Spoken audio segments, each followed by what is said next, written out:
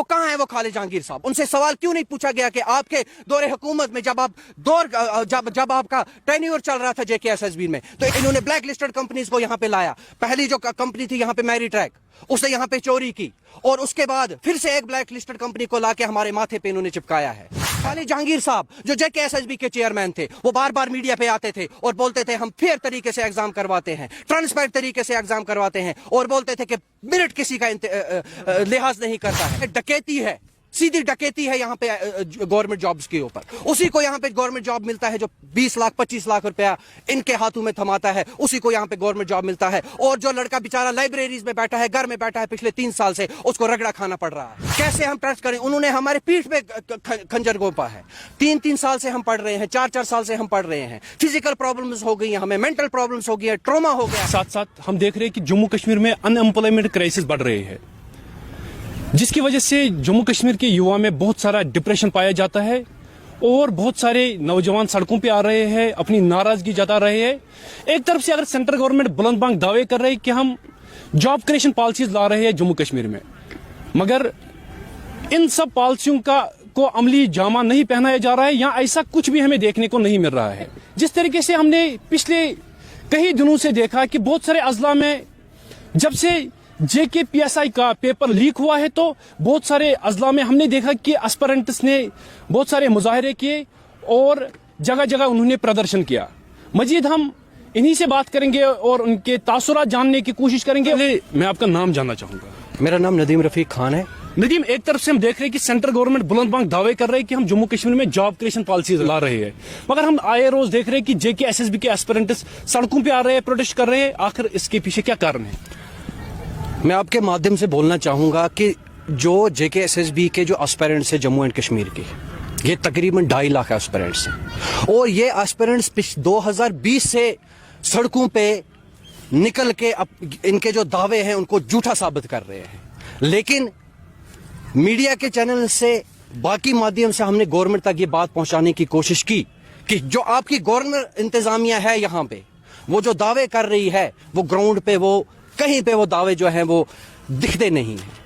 हम JKSSB के aspirants हैं। 2019 में जब आर्टिकल टूटा, इन्होंने दावा किया यहाँ पे कि हम जॉब क्रिएशंस करेंगे, यहाँ पे आतंकवाद है उसको खत्म करेंगे, बाकी चीजों को खत्म करेंगे, हम एक नई उम्मीद लेके आएंगे जम्मू एंड कश्मीर के लोगों के लिए। हमें भी एक उम्मीद जागी अपनी जगह कि शायद जो पास्ट में गवर्नमेंट्स ने हमारे साथ किया है, सैक डिसीजन लाके, बाकी चीजें लाके, शायद अब हमारा वक्त आएगा और हमको यहाँ पे जॉब मिलेगा।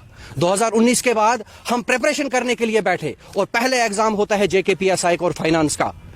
और मैं आपको आपके माध्यम से बोलना चाहूं, 2020 की नोटिफिकेशन हैं ये, 2021 में ये एग्जाम करवाते हैं, और एग्जाम के दौरान ही हमें खदशात हो गए कि इन्होंने चोरी की है।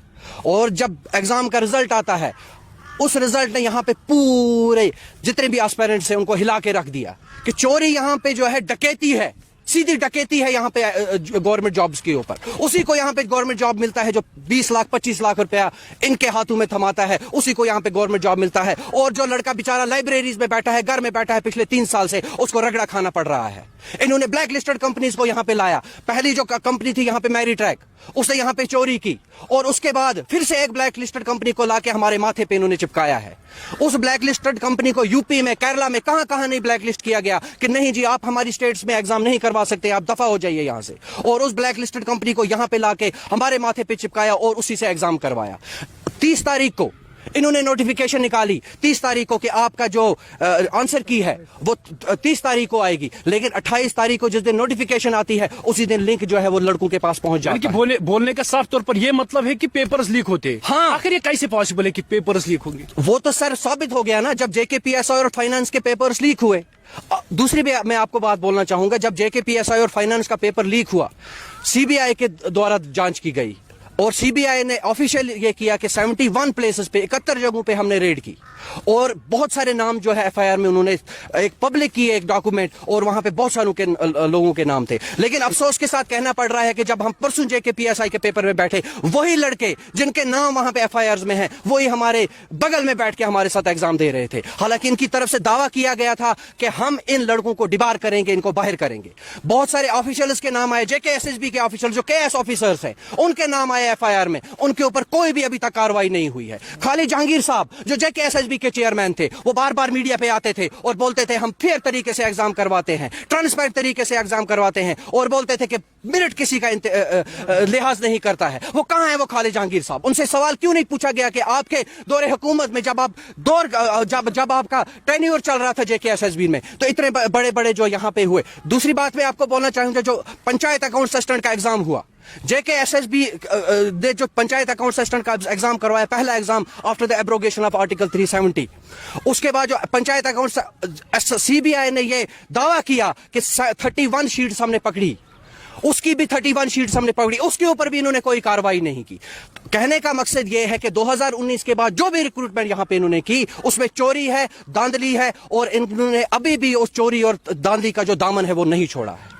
यानी कि हम ये कह सकते हैं अब JKSSB अकाउंटेबल नहीं है, यानी कि एस्पिरेंट्स ट्रस्ट खो चुके हैं। बिल्कुल भी हमें ट्रस्ट नहीं है SSB के ऊपर। आप मुझे बोलिए, जो बंदा एक बार चोरी करेगा, क्या आप उसको अपने घर में घुसाएंगे?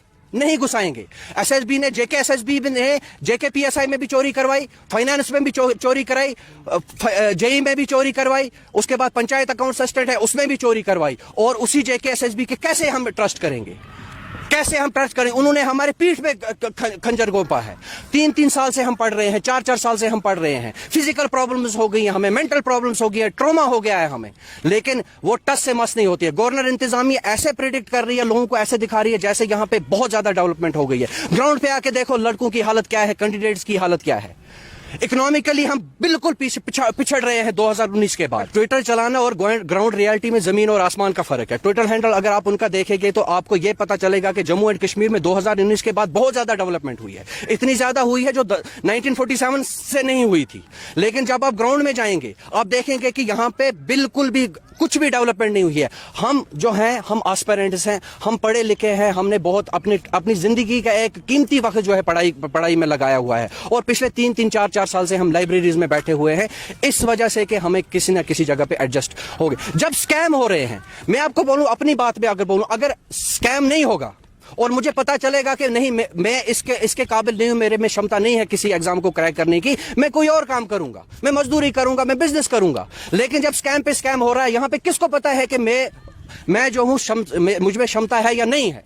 हम ट्रॉमा में इसलिए हैं, हम आपके माध्यम से LG एडमिनिस्ट्रेशन को ये बोलना चाहते हैं कि मेहरबानी करें, आप जो ये रिक्रूटमेंट जो प्रोसेस है इसको अपने हाथों में ले, प्राइवेट प्लेयर्स को आप बाहर निकालें। उन प्राइवेट प्लेयर्स को जो 6-6, 7-7 स्टेट्स में ब्लैक लिस्ट हुई है। योगी आदित्यनाथ ने 10 लाख रुपए का जुर्माना लगाया इस एपटेक के ऊपर और बोला दफा हो जाओ यहां से, आप हमारी स्टेट में एग्जाम नहीं करवा सकते हैं। और उसी एपटेक को आप यहां पे लाते हैं, क्लास चेंज करते हैं, आप टेंडरिंग के क्लास चेंज करते हैं रातों रात, और उसको अंदर लाते हैं टेंडरिंग प्रोसेस में। L1 नहीं थी, वो L2 थी, और उसको क्लास चेंज करके फिर से उसको टेंडर देते हैं उस कंपनी को। और जब हम एग्जाम में बैठते हैं सर, जो सॉफ्टवेयर वहां पे यूज किया गया बिल्कुल बेकार तरीके का सॉफ्टवेयर था, एंटीवायरस नहीं थे, वहां पे बार बार नोटिफिकेशन आ रही थी लड़कों के कि ये जो सॉफ्टवेयर है इसमें एंटीवायरस लोड कीजिए, और लग रहा था चोरी है। और मैं आपको बोलना चाहूंगा, जो आंसर की जो पहले ही आ जाती 28 तारीख को, यही यूपी में भी हुआ, जब आंसर की पहले ही आ गई और बाद में देखा गया कि वो आंसर की नहीं थी, वो एक्चुअल में पेपर लीक था। तो हमें भी खदशात यही है कि जो आंसर की 28 तारीख को आई है, ये बहुत सारे लोगों के पास पहले ही अवेलेबल थी ये लिंक, और उन्होंने जब उनका पेपर था उन्होंने पहले ही आंसर कीज देखी और सवाल देखे, और दूसरे दिन वो जाके उन्होंने पेपर किया है। 28 तारीख को कैसे आई? 30 तारीख को आनी थी, कैसे 28 तारीख को जनरेट करता है कोई बाहर से लिंक और लड़कों के पास आंसर शीट जो है वो अवेलेबल